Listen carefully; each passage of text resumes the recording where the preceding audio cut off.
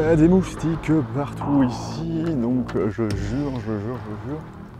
On va peut-être faire une vidéo là. Donc bonjour, je suis Guillaume, bienvenue sur ma chaîne La Chambre en Art de Goupil pour une nouvelle vidéo.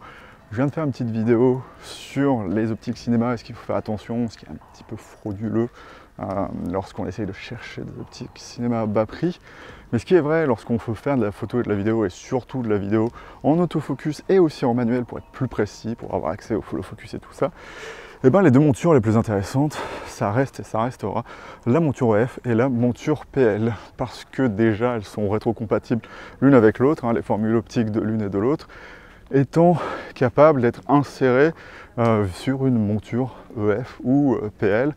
Après, pas toutes les PL, mais par contre, tous les designs faits pour la monture EF peuvent passer très facilement en PL, parce que l'intérêt de la PL, c'est que c'est une monture, comment dire ça, à verrouillage, donc qui ne va pas être une monture à baïonnette comme nos montures photo, qui ont l'avantage d'être plus sécurisées, mais qui vont avoir du jeu. Si vous tournez votre optique, vous pouvez voir qu'elle bouge légèrement et des fois ça perturbe les contacts autofocus, alors que lorsqu'on est sur une optique PL, ça ne bouge pas. On a juste un loquet qui lock la monture. En plus, Arri a vraiment très bien fait ça, puisque c'est leur troisième monture, donc leur monture finale qui est maintenant très répandue dans le cinéma, la plus répandue pour du plein format ou du Super 35. Et du coup, en fait, comme il y a toute une partie assez longue qui se retrouve dans la monture de la caméra ou de l'adaptateur, vous ne risquez pas de faire tomber l'optique lorsque vous ouvrez. Donc il faut quand même tenir l'optique au final, parce que sinon vous n'arriverez ni à la mettre ni à la sortir. Mais voilà, c'est beaucoup plus sécurisé et ça permet un nombre de formules optiques très variées au final. C'est ça que je trouve intéressant sur la monture PL. Encore les moustiques qui veulent m'attaquer là. Puis voilà. Et du coup, la monture EF, elle, est plus ou moins compatible avec la monture PL. Comme je l'ai dit, on peut adapter des EF en PL et c'est ce que je trouve vraiment intéressant. Et tu pourras me dire, mais pourquoi juste pas prendre de l'EF? Et si tu t'y connais, oui, ça peut être intéressant.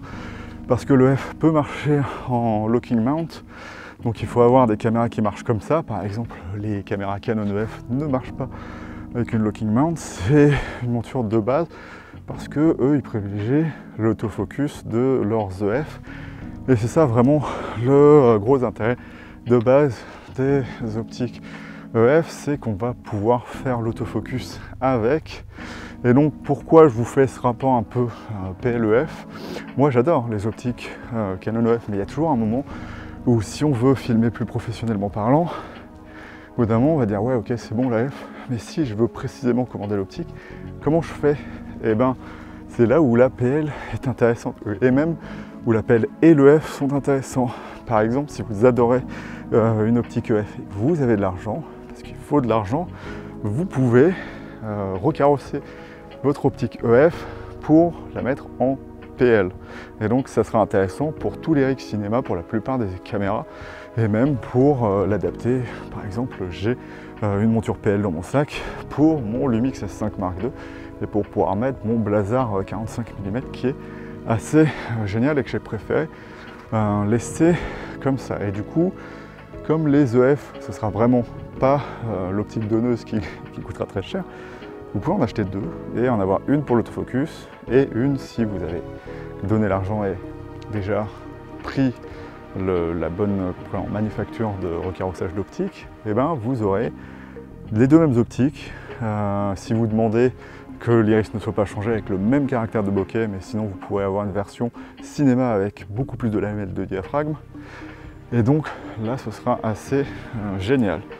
Mais il y a une autre option qui est moins chère entre guillemets si vous allez sur des sites d'occasion, c'est de prendre les optiques LEF et d'aller prendre les Cineprime CNE de chez Canon en monture PL. Alors ce qui est dommage, c'est qu'elles sont quand même assez rares et qu'il n'y a pas de monture de ce que je sache en vente. C'est chez Canon qu'il faut se faire changer sa monture EF ou sa monture PL en monture inversée.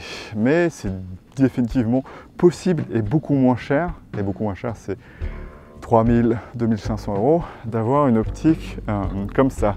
Et ça fait quand même un petit peu mal, je le sais, parce que par exemple si vous prenez le 50 1.3, T1.3, vous vous retrouvez avec une optique qui vaut 2500 €, alors que la version d'occasion en EF autofocus, elle vaut dans les 750 €. Peut-être 1000 € si elle est en très bon état, mais voilà, ça fait quand même une grosse différence de prix entre les deux.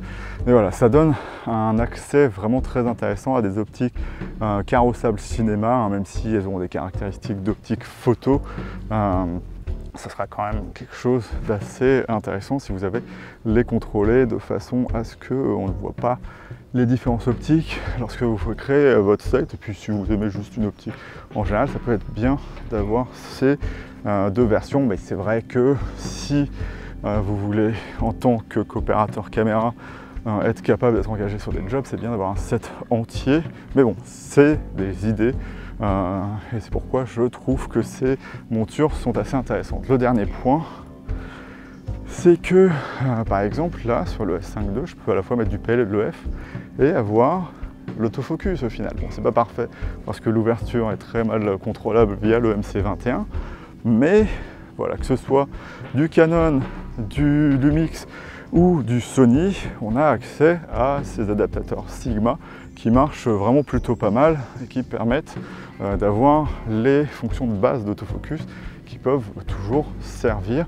Je ne parle pas de Nikon parce que pour l'instant ils n'ont pas encore fait le pas d'accepter Sigma parce que Tamron se bat avec eux et je pense que c'est pas trop bénéfique puisqu'ils doivent avoir un accord avec Nikon qui les empêche puisqu'ils ont plus ou moins des optiques Tamron badge Nikon.